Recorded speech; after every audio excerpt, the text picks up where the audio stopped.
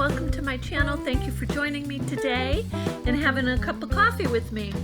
Perfect time to have coffee is when you're starting your artwork. So today I'm going to share with you dry needle felting. And I want to introduce you to Scrappy, which is a little mouse that is based on a real mouse.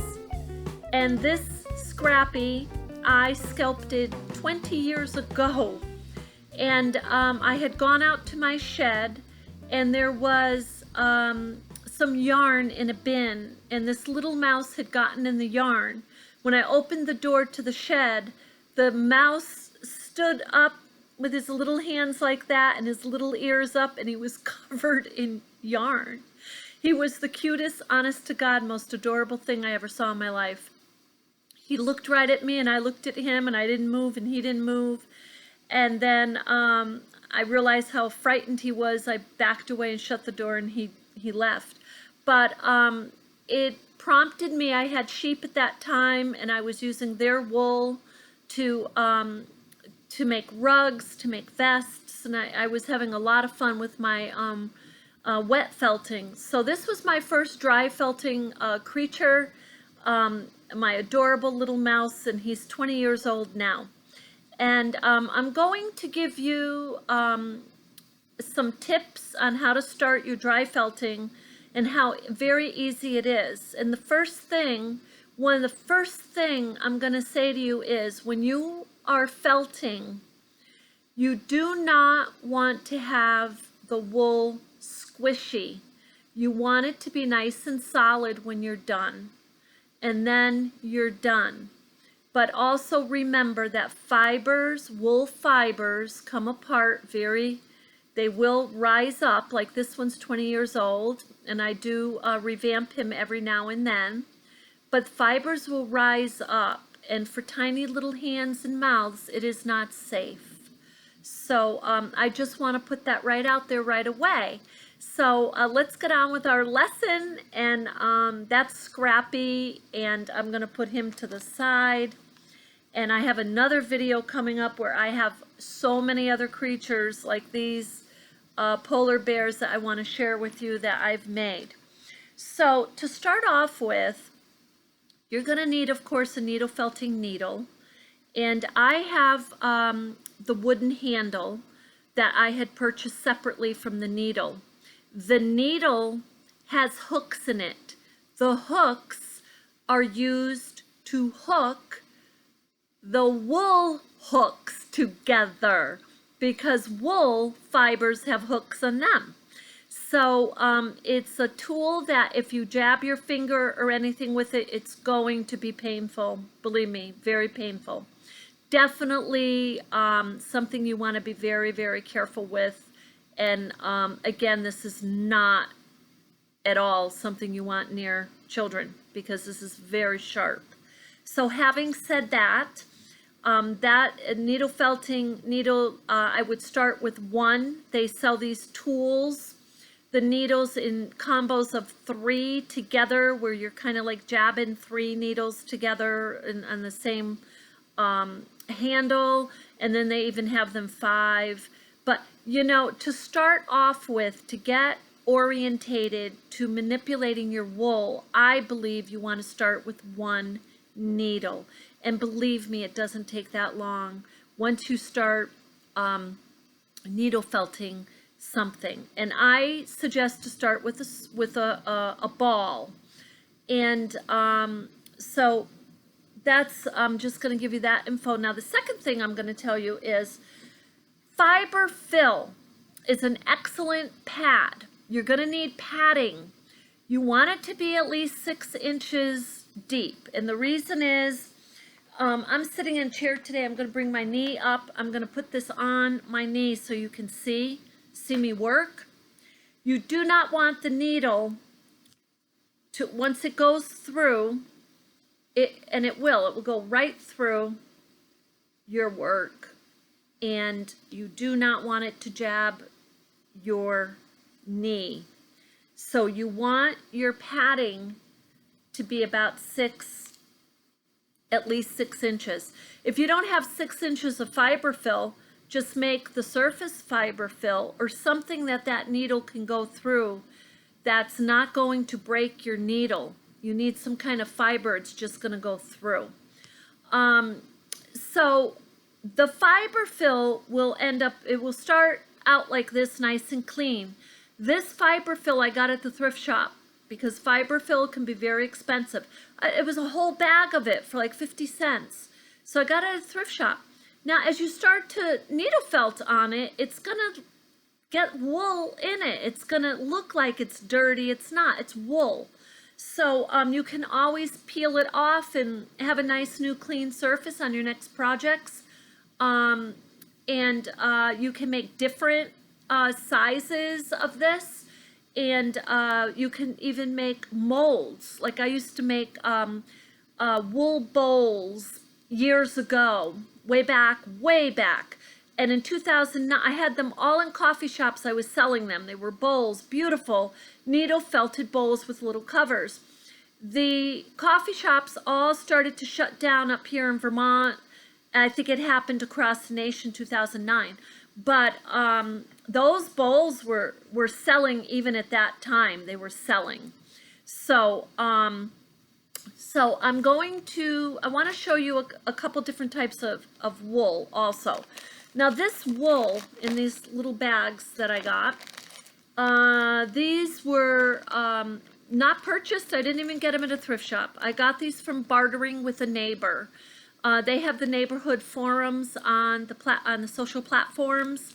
Usually people locally will try to trade. So I traded this for some yarn, and it's very good quality. It's excellent. It serves the purpose for what I need. This yarn, this is yarn. I'm sorry. This wool is I believe it's mohair. It's some type of mohair.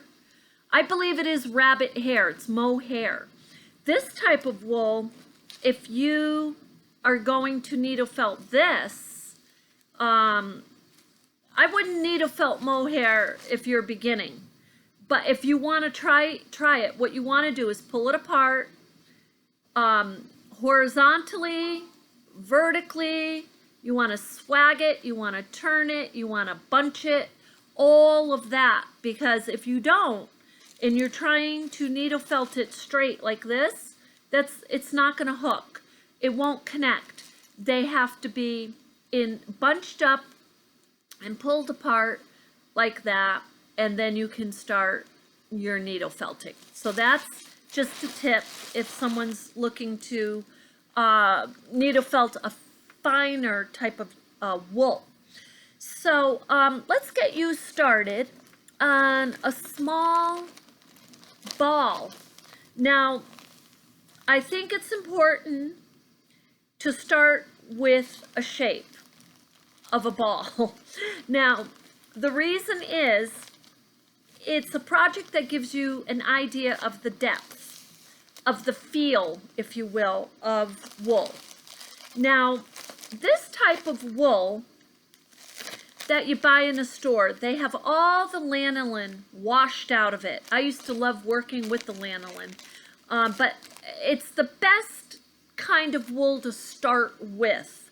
And then later on, as you get more knowledgeable about wool and types of wool and different sheep's wool and the curly wool and all of it, then you can start, really focusing on what you want. But you may start off with this and leave it like this. Now this is already pretty well nested. It's entangled pretty well.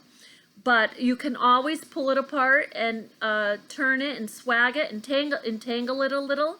And you want to make a ball, so start putting it in the shape of a ball a little bit to get yourself started. And the one thing, if you take away anything from this this little lesson, is when you needle felt a project, you want it to be solid when you're done. It shouldn't be squishy. When you give it the test, you should be able to put it should stop. Like your fingers should stop. You shouldn't be able to squish this right down. If you can squish this right down, then you're not done. You're not done needle felting. Because that amount of air in there, your project will collapse over time. So the one thing I do is I take the time to as I start jabbing, I'm just going to show you, hopefully I can get this far enough up for you. As I start jabbing, I am very gently pulling some yarn over because I want it to hook.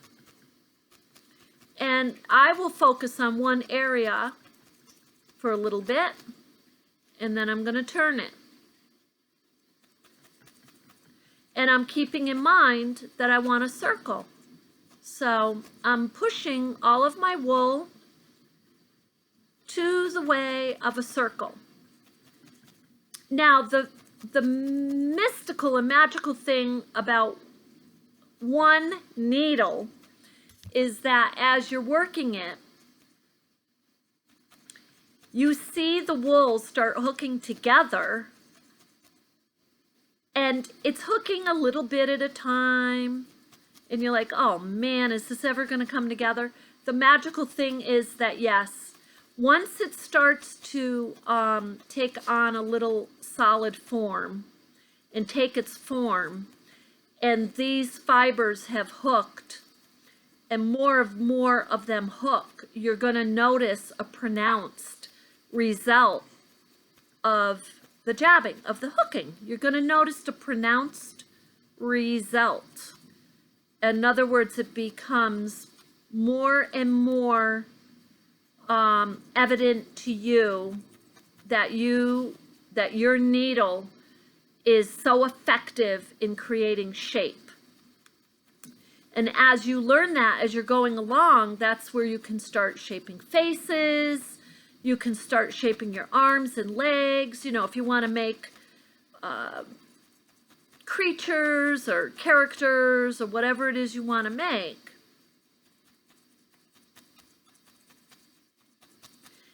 Now this is coming along nicely, but I want to show you something. I can squish that. I can squish it with no problem. I'm not trying and it squishes. So this is not done. So I'm going to continue.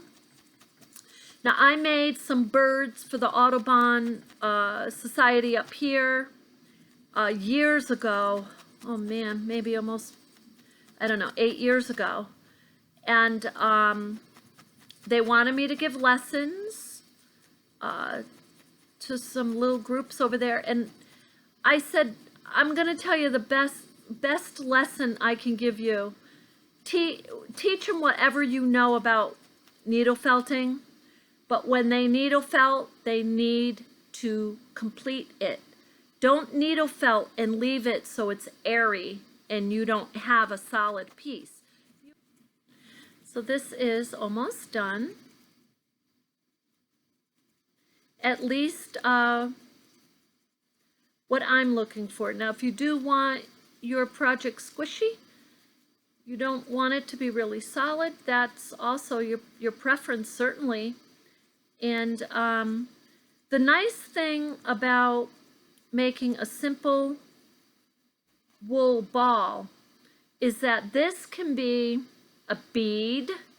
You know, you can put a string, a needle and thread through it if you want to make a lot of these in different shapes and sizes, or you can make different shapes and sizes and put them in a bowl for the holidays, different colors. These come in all different colors. I have yellow, they come in red, pink, lavender. The wool is, you know, usually it's going to be either mixed colors, white and black, or tan or gray, and dyers will take that and, you know, put like purple or red to them. And then you have all colors of the rainbow basically, and that you can work with. So and then you could just make simple what they call dryer balls to put in your dryer to keep your clothes from clinging. And that's wool. That's how it works. So they have certain bags you can buy to put the dryer balls in, but that's the kind of solid form you want. You don't want to be able to squish it easily and have air get in it over time and collapse it, basically, because that's what it will do. So I hope this has helped you on your first lesson in creating your first needle felting project, and I was happy to introduce you to Scrappy. And you know, I made him a little bag to carry, put little clothes on him. And the next video up, I'm going to be showing you more of my creatures. And this is Polar Bear and her baby. I sold a few of these years ago, pre-COVID, and I crocheted a scarf. So I will be showing you my projects, and then I will show you how to make different shapes and the little tricks. They're super simple in hooking them together. Okay, so you have a wonderful day. Thank you.